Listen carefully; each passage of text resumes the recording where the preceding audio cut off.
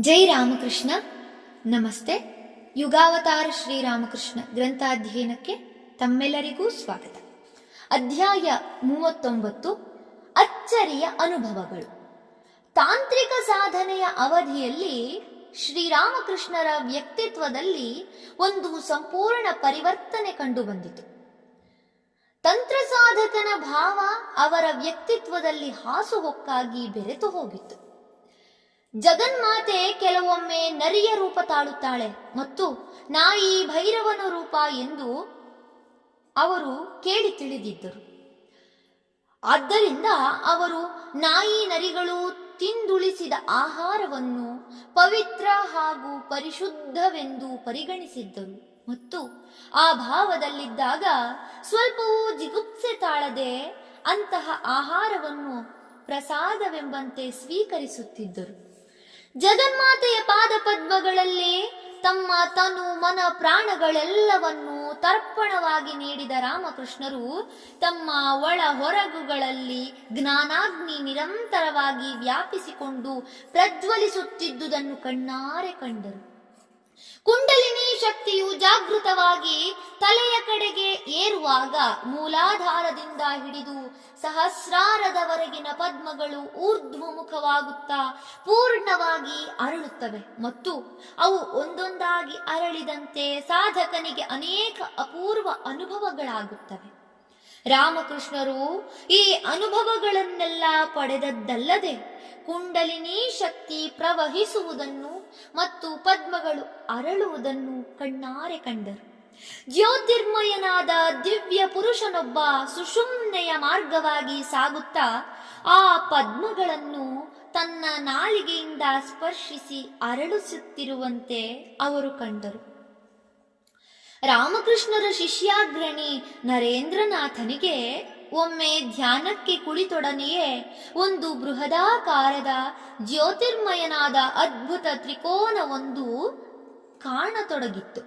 ಅಲ್ಲದೆ ಇದು ಜೀವಂತವಾಗಿರುವಂತೆ ಅವನಿಗೆ ಭಾಸವಾಗುತ್ತಿತ್ತು. ಇದೆಂಥ ದೃಶ್ಯ, ಇದರ ಅರ್ಥವೇನು ಎಂಬುದೊಂದು ಅವನಿಗೆ ತಿಳಿಯಲಿಲ್ಲ. ಒಂದು ದಿನ ಶ್ರೀರಾಮಕೃಷ್ಣರಿಗೆ ಈ ವಿಷಯವನ್ನು ತಿಳಿಸಿದ. ಆಗ ಅವರೆಂದರು, ಭಲೆ, ನಿನಗೆ ಬ್ರಹ್ಮಯೋನಿಯ ದರ್ಶನವಾಯಿತು. ಬಿಲ್ವ ವೃಕ್ಷದ ಬುಡದಲ್ಲಿ ಸಾಧನೆ ಮಾಡುತ್ತಿದ್ದಾಗ ನನಗೂ ಆ ದರ್ಶನವಾಗಿತ್ತು. ಅಷ್ಟಲ್ಲದೆ ಅದು ಕ್ಷಣ ಕ್ಷಣವೂ ಅಸಂಖ್ಯಾತ ಬ್ರಹ್ಮಾಂಡಗಳನ್ನು ಪ್ರಸವಿಸುತ್ತಿರುವುದನ್ನು ಕೂಡ ನಾನು ಕಂಡಿದ್ದೇನೆ. ಈ ತಂತ್ರ ಸಾಧನೆಯ ಅವಧಿಯಲ್ಲೇ ರಾಮಕೃಷ್ಣರು ಬ್ರಹ್ಮಾಂಡದಲ್ಲಿ ಎಲ್ಲೆಲ್ಲಿಯೂ ತಾನಾಗಿಯೇ ಉದ್ಭವಿಸುವ ಅನಾಹತ ಶಬ್ದವನ್ನು ಕೇಳಿದರು. ಅನಾಹತ ಶಬ್ದವೆಂದರೆ ತಾನೇ ತಾನಾಗಿ ಕೇಳಿ ಬರುವ ಒಂದು ವಿರಾಟ್ ಓಂಕಾರನಾದ. ಈ ವಿಶ್ವದಲ್ಲಿ ಕೇಳಿ ಬರುವ ಸಕಲ ಶಬ್ದಗಳು ಆ ಓಂಕಾರದ ವಿಭಿನ್ನ ಅಭಿವ್ಯಕ್ತಿಗಳೇ. ರಾಮಕೃಷ್ಣರು ಈ ದಿನಗಳಲ್ಲಿ ಪಶು ಪಕ್ಷಿಗಳ ಕೂಗಿನ ಅರ್ಥವನ್ನೂ ಗ್ರಹಿಸಲು ಸಮರ್ಥರಾಗಿದ್ದರು. ಈ ಸಾಧನೆಯ ಅಂತಿಮ ಭಾಗದಲ್ಲಿ ಅವರಿಗೆ ತಮ್ಮಲ್ಲಿ ಅನೇಕ ಅದ್ಭುತ ಶಕ್ತಿಗಳು ಅಡಗಿರುವ ಅನುಭವವಾಯಿತು. ಆದರೆ ಅವುಗಳನ್ನು ಕಟ್ಟಿಕೊಂಡು ತಾವೇನು ಮಾಡುವುದು ಮತ್ತು ಅವುಗಳು ಒಳ್ಳೆಯವೋ ಕೆಟ್ಟವೋ ಎಂಬುದು ತಿಳಿಯಲಿಲ್ಲ. ಹೃದಯನ ಮುಂದೆ ಈ ವಿಷಯವನ್ನೆಲ್ಲ ಹೇಳಿಕೊಂಡರು. ಜಗನ್ಮಾತೆಯನ್ನೇ ಕೇಳಿಬಿಡುವುದು ಲೇಸಲ್ಲವೇ ಎಂದ ಹೃದಯ. ಅವರಿಗೂ ಅದು ಹೌದೆನ್ನಿಸಿತು. ಕೂಡಲೇ ದೇವಾಲಯಕ್ಕೆ ಓಡಿ ಹೋಗಿ ಮಾತೆಯ ಮುಂದೆ ನಿಂತು ದಾರಿ ತೋರುವಂತೆ ಪ್ರಾರ್ಥಿಸಿಕೊಂಡರು. ಆಗ ಅವರಿಗೆ ಆಕೆಯ ಆದೇಶ ದೊರಕಿತು.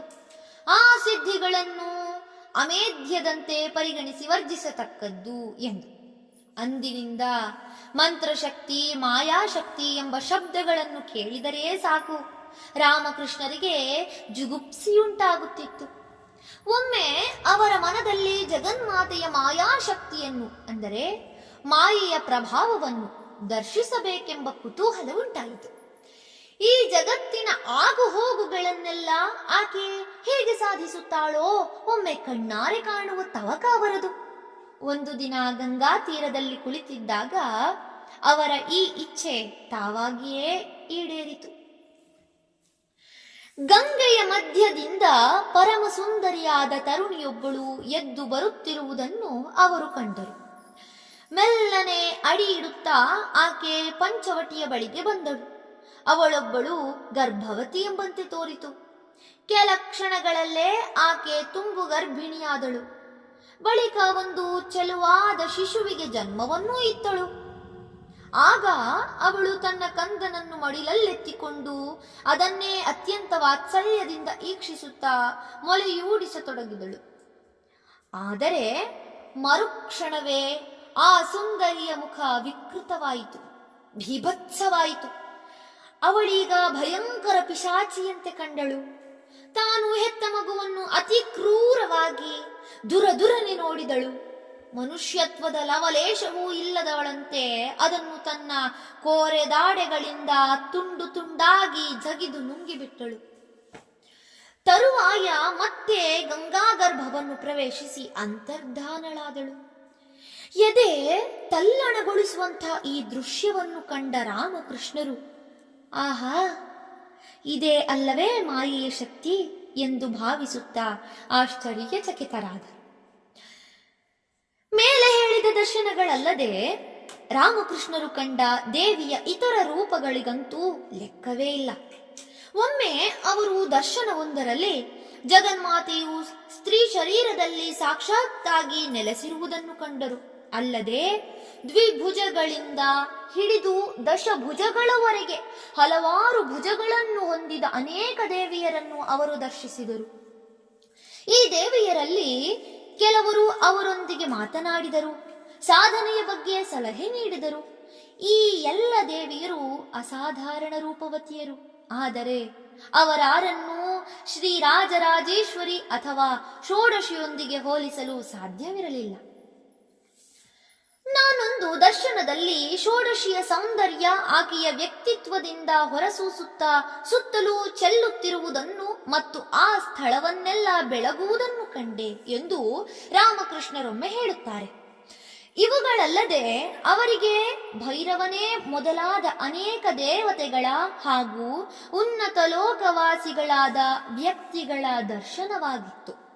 ತಾಂತ್ರಿಕ ಸಾಧನೆಯ ಈ ಸಮಯದಿಂದ ಆರಂಭಿಸಿ ಪ್ರತಿದಿನವೂ ಅವರಿಗಾದ ದರ್ಶನ ಅನುಭವಗಳಿಗೆ ಲೆಕ್ಕವಿಲ್ಲ. ಇವುಗಳನ್ನೆಲ್ಲ ಬಣ್ಣಿಸಿ ಮುಗಿಸಲು ಮನುಷ್ಯ ಮಾತ್ರರಿಂದ ಸಾಧ್ಯವಿಲ್ಲ. ತಂತ್ರೋಕ್ತ ಸಾಧನೆಯ ಪ್ರಾರಂಭದಲ್ಲೇ ಶ್ರೀರಾಮಕೃಷ್ಣರ ಸುಷುಮ್ನಾ ನಾಡಿಯ ದ್ವಾರ ಸಂಪೂರ್ಣವಾಗಿ ತೆರೆಯಲ್ಪಟ್ಟಿತು ಮತ್ತು ಅದರ ಪರಿಣಾಮವಾಗಿ ಅವರ ಸ್ವಭಾವವು ಶಾಶ್ವತವಾಗಿ ಒಬ್ಬ ಬಾಲಕನಂತಾಗಿಬಿಟ್ಟಿತು. ಆಗಿನಿಂದ ಅವರಿಗೆ ಎಷ್ಟೇ ಪ್ರಯತ್ನ ಪಟ್ಟರೂ ತಮ್ಮ ಮೈಮೇಲಿನ ಬಟ್ಟೆಯನ್ನೂ ಜನಿವಾರವನ್ನೂ ಜಾರಿ ಹೋಗದಂತೆ ಬಹಳ ಹೊತ್ತು ಉಳಿಸಿಕೊಳ್ಳಲು ಸಾಧ್ಯವಾಗುತ್ತಲೇ ಇರಲಿಲ್ಲ. ಅವು ಯಾವಾಗ ಎಲ್ಲಿ ಜಾರಿ ಹೋಗುತ್ತಿದ್ದವೋ ಅದೂ ತಿಳಿಯುತ್ತಿರಲಿಲ್ಲ. ಅವರು ಇತರ ಅನೇಕ ಸಾಧುಗಳಂತೆ ಉದ್ದೇಶಪೂರ್ವಕವಾಗಿ ನಗ್ನರಾಗಿರಲು ಅಭ್ಯಾಸ ಮಾಡಿದ್ದಲ್ಲ. ಅವರ ಮನಸ್ಸು ಸದಾ ಜಗನ್ಮಾತೆಯ ಪಾದ ಪದ್ಮಗಳಲ್ಲೇ ನೆಲೆಸುತ್ತಿರುತ್ತಿದ್ದರಿಂದ ಅವರಿಗೆ ಸಹಜವಾಗಿ ಉಂಟಾಗಿದ್ದ ಅವಸ್ಥೆ ಅದು. ಈ ಸಾಧನೆಯ ಮುಕ್ತಾಯ ಭಾಗದಲ್ಲಿ ಅವರಿಗೆ ಸಕಲ ವಸ್ತುಗಳ ವಿಷಯದಲ್ಲಿ ತೀವ್ರವಾದ ಅದ್ವೈತ ಭಾವವುಂಟಾಯಿತು.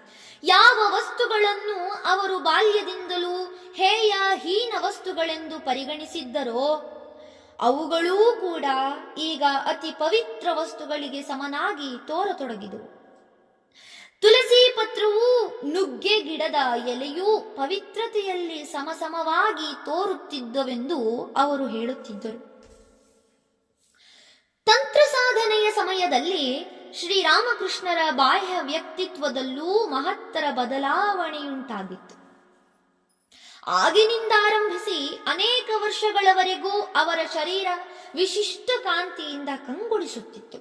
ಅವರು ತಮ್ಮ ತೋಳಿನಲ್ಲಿ ಇಷ್ಟ ದೇವತೆಯ ಕೈಗಡಗವೊಂದನ್ನು ಧರಿಸಿದ್ದರು. ಬಂಗಾರದ ಆ ಕಡಗವು ಅವರ ಮೈ ಬಣ್ಣಕ್ಕೆ ಎಷ್ಟು ಚೆನ್ನಾಗಿ ಹೊಂದಿಕೆಯಾಗುತ್ತಿತ್ತೆಂದರೆ ಅದನ್ನು ಠಕ್ಕನೆ ಗುರುತಿಸುವುದಕ್ಕೆ ಸಾಧ್ಯವಿರಲಿಲ್ಲ ಎಂದು ಶಾರದಾದೇವಿಯವರು ಹೇಳುತ್ತಿದ್ದರು. ತುಂಬು ಯೌವನದ ಆ ವಯಸ್ಸಿನಲ್ಲಿ ಈ ವಿಶಿಷ್ಟ ಕಾಂತಿಯೂ ಸೇರಿ ಅವರ ಸೌಂದರ್ಯ ಎಲ್ಲರ ಕಣ್ಸೆಳೆಯುತ್ತಿತ್ತು. ಆದ್ದರಿಂದ ಅವರು ಜನರಿಗೆ ಆಕರ್ಷಣೆಯ ಕೇಂದ್ರವಾಗಿ ಪರಿಣಮಿಸಿದರು. ಯಾವಾಗ ಎಲ್ಲಿಗೆ ಹೋದರೂ ಜನರು ಅವರನ್ನೇ ದಿಟ್ಟಿಸಿ ನೋಡುವುದು ಸಾಮಾನ್ಯವಾಗಿ ಹೋಯಿತು. ಮೊದಲು ಅವರಿಗದು ಗೊತ್ತಾಗಲಿಲ್ಲ.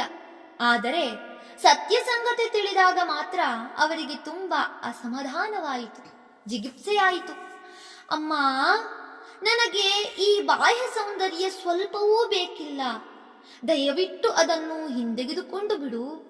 ಬದಲಾಗಿ ನನಗೆ ಒಳಗಿನ ಭಕ್ತಿಯ ಸೌಂದರ್ಯವೊಂದನ್ನೇ ಕರುಣಿಸು ಎಂದು ಜಗನ್ಮಾತೆಯಲ್ಲಿ ಮತ್ತೆ ಮತ್ತೆ ಪ್ರಾರ್ಥಿಸಿಕೊಂಡರು. ಕೆಲ ವರ್ಷಗಳ ಬಳಿಕ ಅವರ ಈ ಪ್ರಾರ್ಥನೆಯೂ ನೆರವೇರಿತು. ಇದಕ್ಕೆ ಸಂಬಂಧಿಸಿದ ಸ್ವಾರಸ್ಯದ ಘಟನೆಯೊಂದನ್ನು ಮುಂದೆ, ಅಂದರೆ ಇದೇ ಸಂಪುಟದ 67ನೇ ಅಧ್ಯಾಯದಲ್ಲಿ ನೋಡಲಿದ್ದೇವೆ.